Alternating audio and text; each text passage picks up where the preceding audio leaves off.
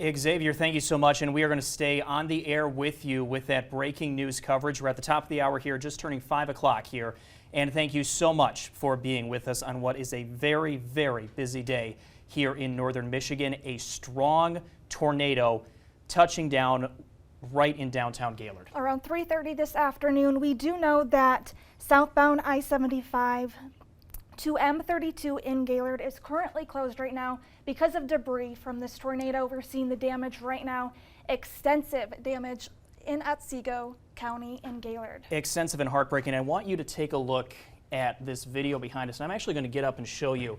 Take a look right here. This is, and we're going to kind of loop this. This, Tom, correct me if I'm wrong, but this is the funnel you can see forming right now. Touching down in Gaylord, kind of right where you see my finger pointing. This is the funnel cloud starting to touch down. Let's go back now to the breaking news we have been following since about 3:30 this afternoon. A powerful tornado touching down in Otsego County, and unfortunately this tornado took direct aim at downtown Gaylord, and the devastation, I hate to use the word incredible, but it is incredible in the worst way possible. Some of the images pouring into our newsroom just show buildings just completely destroyed, cars flipped over. This tornado was massive and caused extensive damage. Let's check in with Chief Meteorologist Tom O'Hare. Tom, you and Mike, and here's some pictures of that damage. This is the culvers. If you know Gaylord, this is right in downtown Gaylord. And look at the culvers right there. Look at the top, you can see the car flipped over right there. Yeah, I didn't realize that was a car at first, Tom, but that just shows you the power of this storm. Yeah, I mean, that's 100% flipped over, completely gone. And you and Michael Stevens, I think it was about 3 o'clock, you saw something on the radar you did not like. Yeah, the way the color code was going within the radar itself, backed by Mansalona, the colors were like indicating 105 mile per hour wind gust, 33 miles an hour. We're watching closely, we're talking about, and all of a sudden we go, whoa, looks worse, getting more focused. And then that's the Little Caesars right in downtown, and I had a friend from Gaylord say that building is completely destroyed. Right now. All of the little pieces of debris that we're seeing there, like it's just incredible. Like it was just ripped off buildings. We had some pictures come in too, Tom, of some RVs, and they're just kind of smashed together like accordions. And you were looking at that and saying that kind of told you something about the storm. Yeah, the strength was just incredible. How it was focused, because it got to very, we'll say, unfocused back in Mansalona. Me and Michael saying, okay, doesn't look good. This looks really bad. Also, it got more focused. Also, looking bad. All of a sudden, there's the warning popping up. Okay, we're going to get back on this. And all of a sudden, wow. Because you can see, very close, you can see the actual V of the funnel develop within the video here. And this is the picture from back around that 3:30 mark, 3:35. I know it's small, but look very closely right here. Here's M32, that bright color. That's the intensity of the storm. We talk about these color coding. This is the wind field.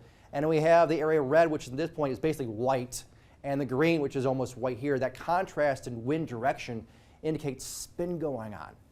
And it's right there. That's downtown Gaylord. Aaron's going to pull up another picture for us right now. Oh, my goodness. Wow. Oh, my goodness. What building's that? I can't even tell. That's next to the Little Caesars. Like Aaron, could you throw that in the screen behind us just so we can get a closer look at this? Wow. Yeah, that's right. There's culvers across the street. Looks to be right there. Oh, my goodness. And we should note with this damage, one of the main exits, I do not remember the name of the exit or the number off the top of my head, but one of the main exits off I-75, Andrew, if you could pull that up, is closed right now just because of debris. And state police confirmed to us there's multiple gas leaks in Gaylord right now, and that's actually making it somewhat difficult to set up a shelter for people to go. Andrea, it is northbound and southbound I-75 exit to M32. That's exit 283 to M32 closed because of debris from the storm. And let's check in on power outages right now, because it was roughly 6,000 or so at the top of the hour, and that number holds fairly steady in Antrim County.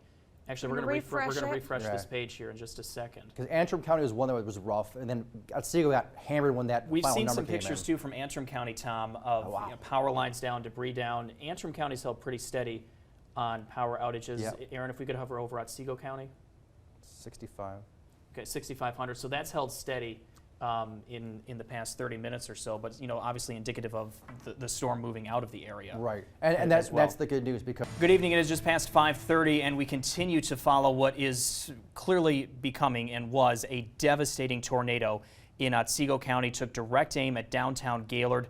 We're starting to get really our first up-close look at the damage, and it includes this picture behind us. That was a building somewhere. Building just appears to be collapsed. We can't even identify which building it is or was. It's just, So okay, it was it's a quick loop. We're told that was a quick loop. My goodness. Just a very brief update, too, coming into us from State Police in northern Michigan, somewhat stating the obvious, but trees, power lines blocking roadways. They're confirming what you can see in these pictures. Multiple homes and businesses damaged. They are asking people to avoid the area. I just had a viewer send me a picture on Twitter looking at the downtown area, M32. There are emergency vehicles everywhere in downtown Gaylord right now. That was the Hobby Lobby. Buildings just destroyed. This is downtown. You see a car flipped next to a car that didn't even get touched. That, Tom O'Hare, is just so indicative of a tornado. Exactly, and I mean, you can see how the damage here of the house, there's just things strewn across the yards, the damage across the buildings. I mean, the intensity when we saw it, and like around 3 o'clock, me and Michael were talking about it, like, okay, the radar was interesting output, put it that way. I mean, some of the readings were saying 105 miles an hour. That was before this even got going, but then it got a bit more organized. Tom, I'll just ask, because we've had some viewers ask, do we know the EF rating on this yet, or what's the time frame for knowing that? The first has to be evaluated, and that's going to take it this evening, maybe tomorrow morning. They'll get a wider view of it. They'll get some aerial views, go down and take a look how bad the damage was in a particular spot, where the direction was going, and they'll evaluate that. Because the amount of damage it looks right now to the buildings, I mean, it looks rather impressive. I don't want to guess how bad, but it's probably one of the worst ones we have in a long time for northern Michigan, put it that way. The damage is just, it is heartbreaking. That building damage, that means the Hobby Lobby damage you see alone, the car flipped over.